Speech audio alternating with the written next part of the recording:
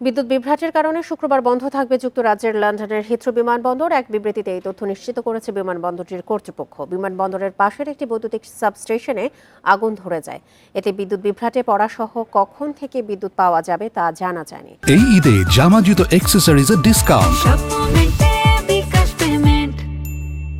তাই যাত্রীদের ও কর্মী নিরাপত্তার স্বার্থে শুক্রবার স্থানীয় সময় রাত 11:59 পর্যন্ত বিমানবন্দরের কার্যক্রম বন্ধ থাকবে।